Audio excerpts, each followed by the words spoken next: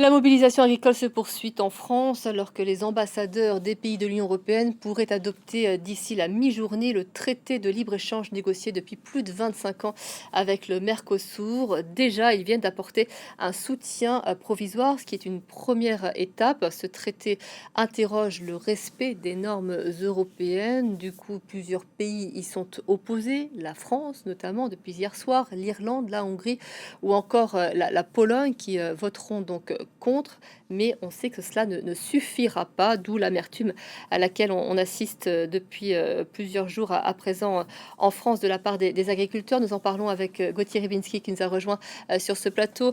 Gauthier, c'est vrai que l'issue de ce vote est sans surprise. On s'attend à ce que ce traité soit adopté. Je le disais, 25 ans de négociations. On aura peut-être le temps de parler de ce temps long qui ne correspond peut-être plus à ce dont on a besoin aujourd'hui. C'est en tous les cas pour la France un échec. Au dernier moment, finalement, Emmanuel Macron a décidé de s'y opposer, de défendre les agriculteurs français. Et donc, finalement, c'est pas, la France n'aura pas pesé dans ce débat. Je sais pas quoi vous dire. Oui, c'est vrai qu'elle n'aura pas. Elle a essayé de peser, et au fond, son argument n'était pas inintéressant. Simplement, il y a, de la part de ceux qui approuvent ce traité, il y a quelque chose qui est probablement de l'ordre non seulement d'une perception économique classique, hein, d'un échange classique avec des pays latino-américains, mais peut-être aussi quelque chose qui a manqué au flair français, en l'occurrence, c'est de voir par rapport au contexte que nous vivons et avec ce débordement hégémonique et impérialiste américain, quelque chose qui serait de l'ordre d'une collaboration, d'une coopération avec des pays justement latino-américains qui sont possiblement ou potentiellement les prochaines nourritures de l'ogre Trump.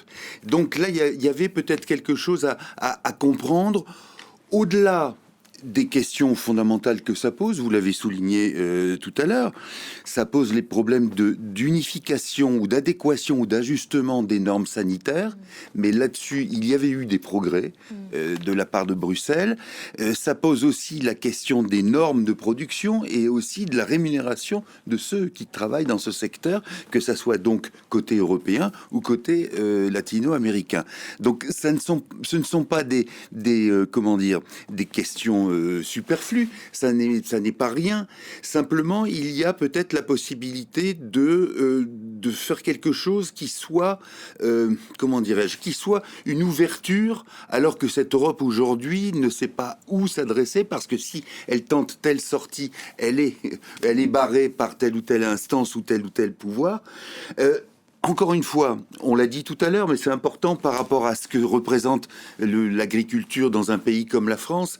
Il y a, si vous voulez, l'idée très communément admise que l'agriculture, que la paysannerie est au fond une sorte de mémoire collective et de presque de matière grise de la nature, de l'identité française, appelez ça comme vous voudrez, on pourrait se perdre dans la définition, mais c'est quelque chose qui est très, très fort en France, beaucoup moins dans d'autres pays européens, et c'est cela aussi qui a formellement du moins contraint Emmanuel Macron à voter contre ce traité, mais avec, comme vous le disiez, peut-être un chou blanc sur les deux aspects des choses, c'est-à-dire aussi bien sur l'aspect diplomatique et international, puisque la France est isolée, et en même temps sur l'aspect concret de l'affaire, du dossier, puisque vous l'avez dit également, ça n'empêche pas que ce traité soit ratifié, puisque il n'y a, à ma connaissance, donc vous avez dit la France, la Hongrie, la Pologne et l'Irlande, 4 pays qui sont opposés.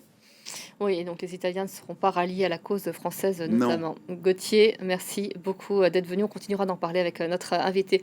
Ce sera à 13 heures.